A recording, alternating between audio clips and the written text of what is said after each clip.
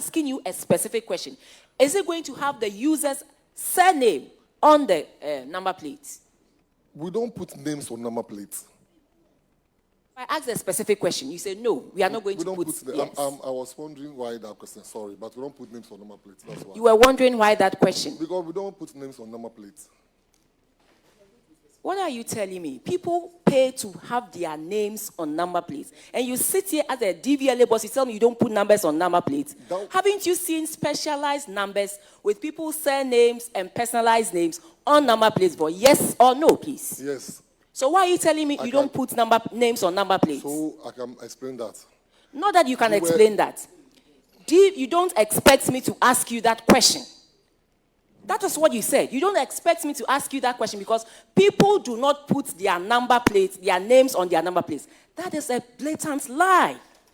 You have people who pay for specialized number plates and they have their surname. I'm asking you. You just mentioned that there are going to be security features. And I'm asking, is that going to include people's names on that plate? And I said, you don't expect me to ask you that question. Are you not the DVLA boss?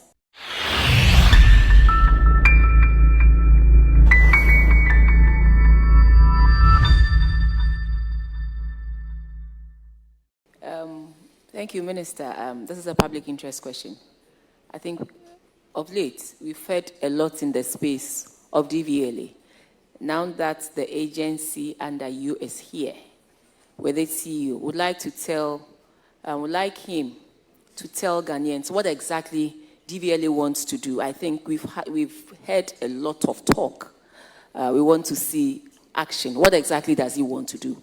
And how will he communicate to the public what he wants to do at the DVLA to make it fit for purpose and also and modernize it as well in this current age of digitalization? What is he doing? We've heard a lot, and so we're giving him the opportunity to tell the people of Ghana what exactly DVLA is doing and his vision as the CEO of DVLA. Thank you. Thank you, Mr. Chair. The authority DVLA is mandated to do driver and vehicle registration. Not just that, but to make sure one goes through the process to get these requirements done. One, getting into office, I realize accessibility is a problem. So far, we have been able to open 6 offices to help people have... When you say accessibility, what do you... Let me give you an example. You stay in a place like Swedru.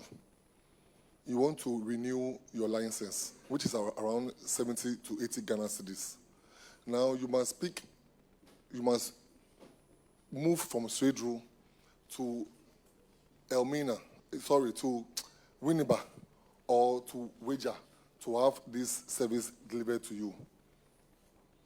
It tells you that that's why people have access, that's why people take advantage of the system and engage in all manner of guru boys.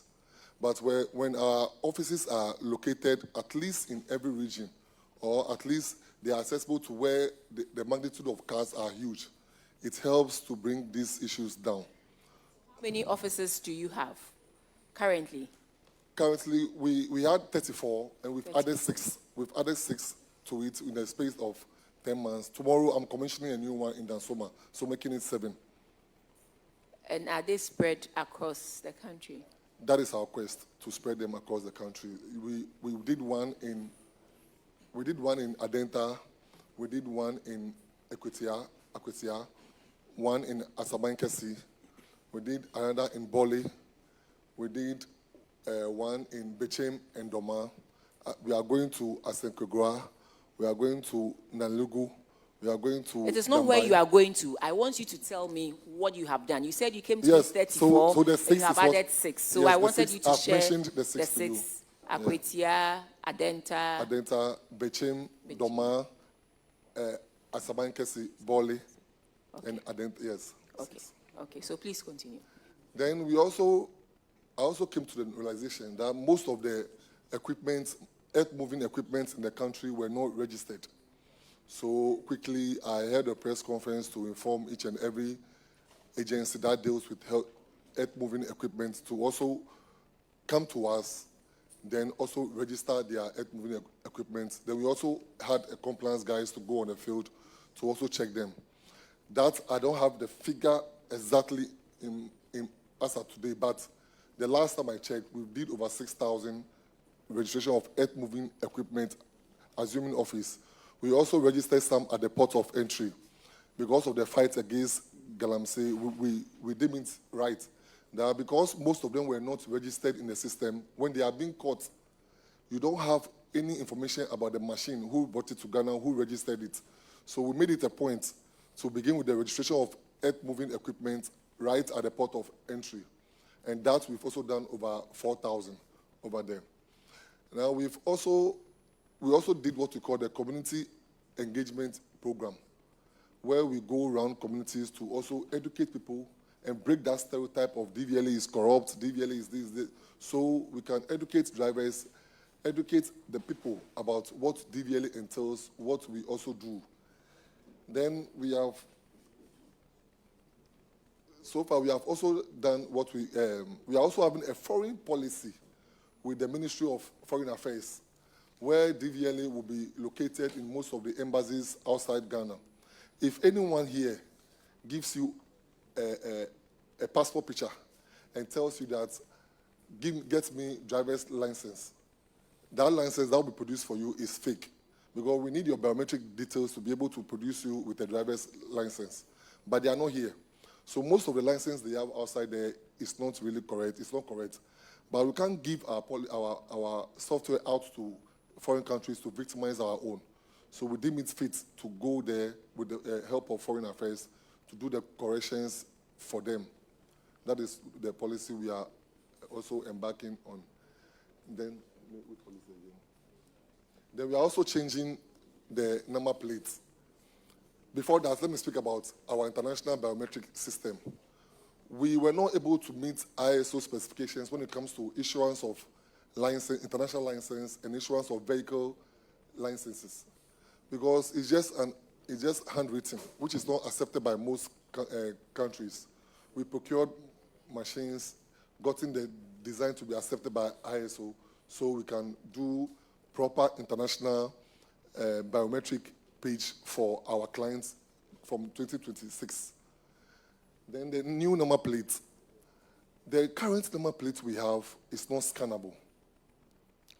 So anyone just brings a car, not pay duty, go out there to the streets, get the boys by the roadside to emboss a number plate for them. And we want to end that era where people just get up and they not pay duty, just pick a number. What they do is that they go through the police stations. They go by the police stations. When they see cars involved in accidents, then they put their number plates on. They go and emboss it and put it on. Sometimes, with the help of some officers, they have what we call the custom documents, the chassis number. They'll bring the car of the same type, get a place, knock the number plates on it. Then you'll be using their, knock the chassis number on it. They'll be using their number plates out there. So we've done research to get to know all these strategies they use. But the one we are going to introduce, one will not be having year of registration, which tells you that nobody can buy a car or nobody will wait till the next year before registration of a vehicle. Because every vehicle that must be in the system must be a vehicle that will be identified or can be easily be identified by DVLA. But with what we had, some of the vehicles, we are not having information on them until we register the DP stickers at the port, which I'll come to that. So the one we are bringing now is scannable for security information. You wouldn't need DVLA to be in office before we give those security information out. A police officer will have access to that scannable machine. So in case of anything, they know who the right person is, who they are supposed to hold responsible. Then it also helps to prevent smuggling of cars. Now, what kind of security details are you going to put? Now it's going to be RFID chip embedded. So with the RFID chip embedded, the system is going to remain only with the authority, DVLA. With the RFID chip embedded, it will be very difficult for anyone there, those companies out there, which I'm going to deal with them very soon. Sure, it's the details that is going to go on there because they are people's personality. So what kind of details are you going to put on the number plate? You said it's going to come with a lot of security details. Yes. And I'm asking that a number plate, let's say Ranking's number plate, you're saying that it will be equipped with security features such that if the police should scan, they'll know that truly it belongs to Ranking. Yeah. So what, because in putting out somebody's security out there, a bad person can also get hold of that. So that is why I'm asking, what kind of information are you going to put? Thank you. Yeah. Thank you, Chair. We have data protection law, so we'll be compliant with that law. Currently, what we have is just going to be the same form, but now in a digitalized form, not going to be the paper form anymore. So we are not going to move away from the information. And it's not going to have the user's surname on the number plates. It depends on what the law says. We'll go by. You don't tell me depends on what the law says. You are doing it, so you should be able to tell us that the law says ABC. I'm asking you a specific question. Is it going to have the user's surname on the number plates? We don't put names on number plates. I asked a specific question. You said no. We are not going to put. Yes. I was wondering why that question. Sorry, but we don't put names on number plates. That's why. You were wondering why that question? Because we don't put names on number plates. What are you telling me? People pay to have their names on number plates. And you sit here as a DVLA boss, you tell me you don't put numbers on number plates. Haven't you seen specialized numbers with people's surnames and personalized names on number plates? For yes or no, please? Yes. So why are you telling me you don't put names on number plates? So I can explain that. Not that you can explain that. You don't expect me to ask you that question. That is what you said. You don't expect me to ask you that question because people do not put their number plates, their names on their number plates. That is a blatant lie. You have people who pay for specialized number plates and they have their surname. I'm asking you, you just mentioned that there are going to be security features. And I'm asking, is that going to include people's names on that plate? And I said, you don't expect me to ask you that question. Are you not the DVLA boss? Honorable Chair, I think he was trying to explain that we have different types of numbers that you can acquire. Honorable Minister, so I understand that. He said he doesn't expect me to ask him that question because we don't put names on number plates. You are the DVLA boss. This is something that even a 1, 2, 3-year-old would know. That, oh, my father has his name, because we have personalized number plates, don't we? They do. Honorable Minister, don't we have personalized number plates? I think he was saying that he expected the question to come at another time. No, Minister. When he was explaining. Minister, I understand you perfectly, but he said he doesn't expect me to ask him that question. Okay, so... so if he can withdraw that statement, that is fine. Because we have people with number plates out there, personalized number plates out there. So respectfully, we are here based on questions and inquiries that citizens of Ghana want to know. And that is why we are here. Honorable Chair, respectfully, I withdraw. It's not to say you don't know what you are saying. It is just to say that the normal person who goes out there to do registration, we don't put the name on the number plate. It is out of a special provision that is made. That's where personalized comes in. So then I asked you a simple question because you said you are going to put in the security features. Yes. And so I'm asking, so is that going to include names on... The question should have been, no, that is not what... But you don't expect me to ask you that. Then why are you sitting in the chair as a DVLA CEO? That's why I said I withdraw that statement. Yeah. So I'm asking you, share with us some of the security features because to be honest with you, out there, you see a lot on social media that this is how the new number plate is going to be. It is going to include your surname. It's going to include ABCD. So now we have the opportunity. The CEO is sitting before us, and we are just asking, is that going to include that? Yes or no? That is all. So, thank you, Honorable Chair. I don't think I can come to your office and show you disrespect. The new number plates, there's always a provision for personalized identification numbers. When you come and apply for that, certainly it will be given to you. Thank you very much. I want to also elaborate last on the DP sticker issue, which has to do with the fact that when we got into office, or I got into office, the records available to DVLA says that at the end of every month, cars that were being taken from the port or that were being given to us from the port were around 1,800. But I realized there is something wrong with that, because when you check the customs icons, it doesn't really match with what we were supposed to do, because every car is supposed to be continuous to what customs gives to us.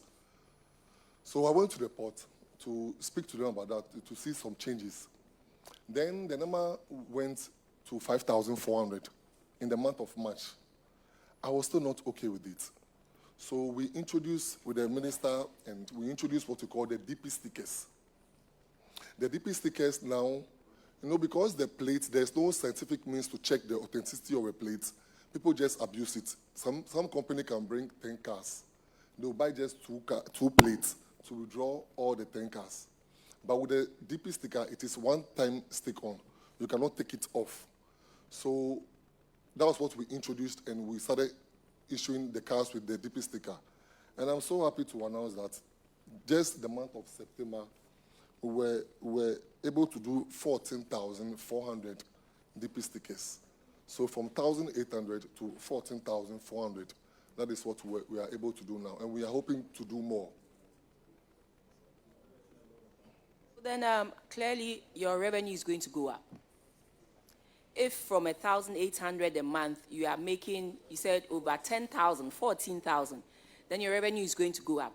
I hope that it will not be like I have seen increase in revenue, so then it should correlate with an increase in operating expenses.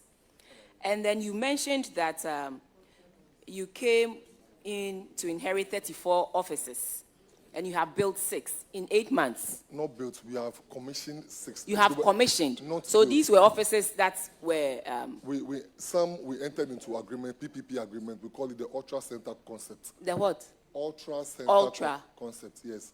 Others to use the municipal assemblies to open.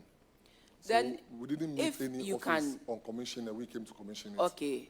There were offices that were in the pipeline that you've entered into a PPP. They were not in pipeline with anyone. We came and brought the they Ultra were private Center, offices. Yes. Okay. The Ultra Center, that was for Asabankesi and Akotia, are Ultra Centers. But the rest are DVLA. But not that the offices were built and we came to commission it. No. We entered into agreement with, for lease. We want to rent the offices, and then we used it. Then, in order to get DVLA offices closer to, districts, I think you should look into this and see how best you can partner with other private persons, or you commission, now that you are getting in more revenue, you can look to establishing offices closer to these places where you see a lot of vehicles. And I believe, one, it will raise your own revenue, and two, it will also reduce the non-registration of vehicles. So I think this is something you should Just check. this morning, I had a meeting with the Chief Executive Officer of GEA, Ghana Enterprise Agency, and they've pledged their support so we can collaborate with them, give them their list, and so we are going to sit down to see where we can rent their building for office operations. Okay, yes, they have offices in most of the districts, so you are going to partner with them to make sure you do that. I think it's a good thing. Yeah, Chair, my question to the DVLA boss. I've seen in the country your men are doing some good job where they are doing you have mobile team that go around for those who have expired DVLA renewal where they are not able to come to the and then your team always issue receipt also for them. I would like to find out from you what technology are you employing for not to physical cash, because sometimes you may not know. Somebody can use your receipt and then collect money, and then the revenue will not go into your account. What IT are you employing to actually, increase your revenue using that strategy in the country? Thank you, Mr. Chair. We use Ghana.gov through the Ministry of Finance. Then we are also we are about to sign onto the cashless system. But it goes through procedures, so we are almost through with that for human intervention. So yes, that is where we are now. How more where people will just pay, and then that's what you are doing. Yes, it's allowed.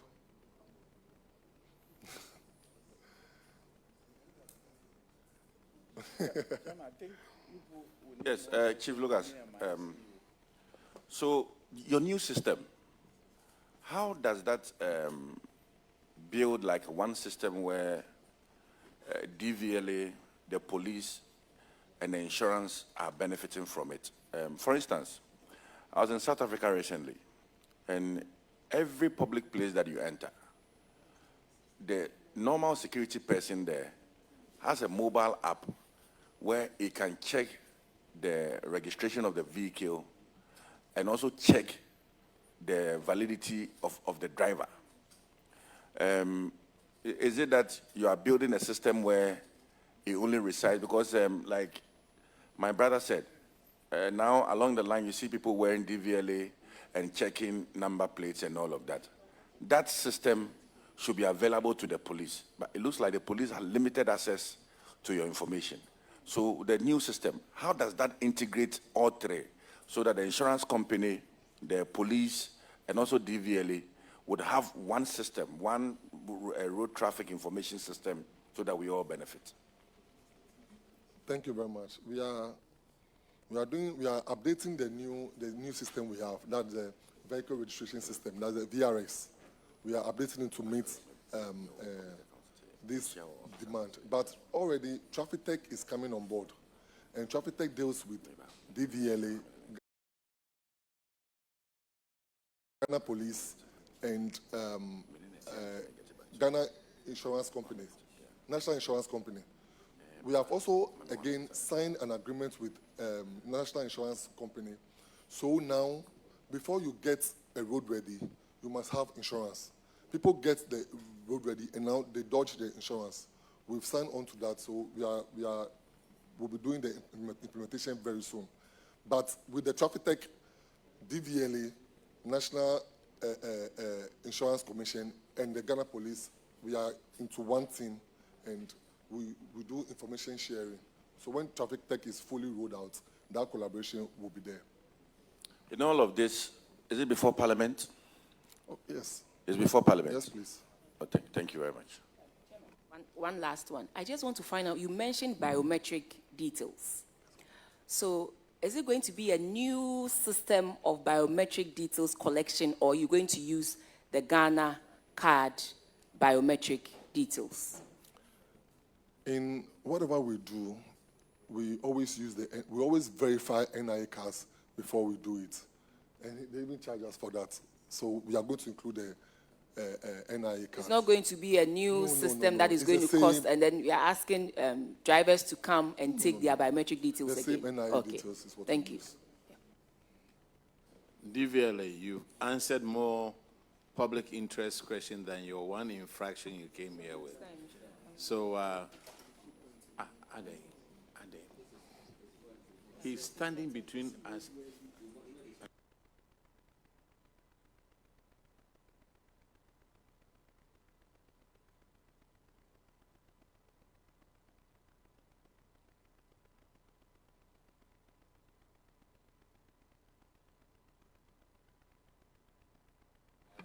Oh, please, let me ask you. Let me ask you.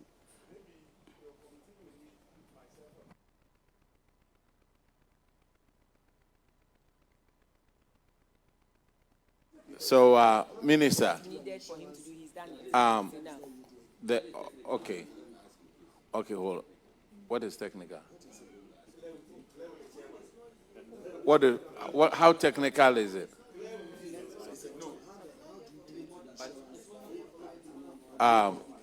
Honorable CEO, the question is,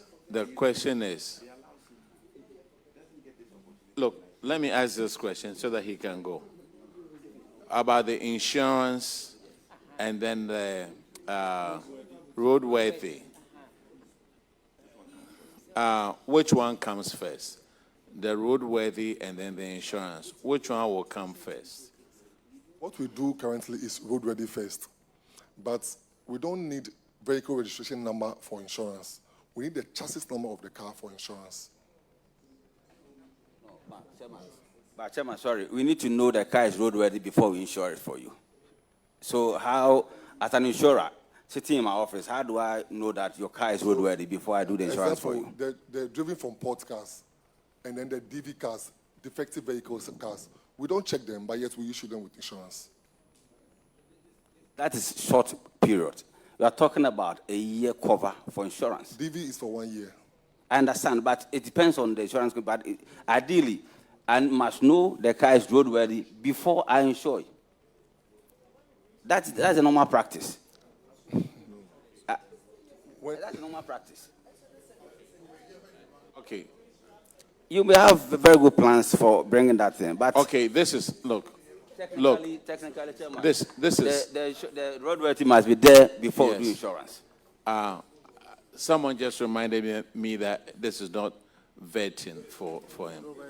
But yeah, I know there are public interest questions, but we'll get him to come another time to come and explain to all of us. I think it's enough. He has answered enough. Honorable Minister and CEO, you are discharged.